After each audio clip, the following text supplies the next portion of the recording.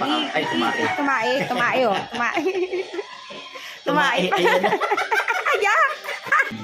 Kung titingnan natin, para siyang ordinary lang. Diba? Parang napakasimpleng sisiyo na aalagaan mo. Napakaganda. Ayan. Ha? Napaka-ordinaryo tingnan, di ba? Alam mo, walang kakaiba. Pero, pag tinignan mo yung likod na bahagi nitong sisiyo, yung sa bandang back part niya, ayan. Napansin niya? Pakita mo na maayos yan. Ayan, pansin niya. Ayan siya. Teka lang. Ayan. Ayan. Pero ayun, meron pa siyang pangatlong paa. Ayan. Bali yung pangatlong paa na yan, Ito yung- halos sa pang-apat yan. Kasi nga yung daliri niya, kasi kada daliri nitong kada paa ng mga manok. Buhatin mo siya, Han. Buhatin mo Apat siya. ang paa. Ay, tumae.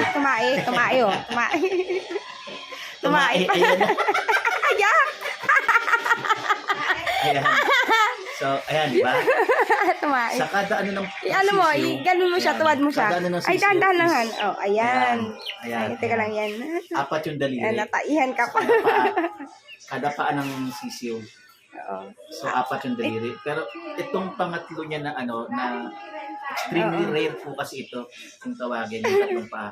Pero yung pangatlong paa niya, halos Tutukan natin. doble po yan. Parang Ayan, apat na paa po siya. Kasi itong daliri niya, dalawang paa siya, Han.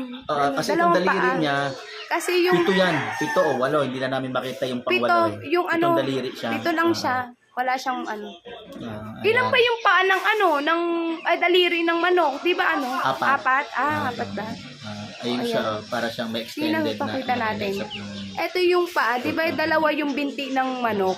Nagkadikit siya, tapos ito yung mga kuko niya, oh.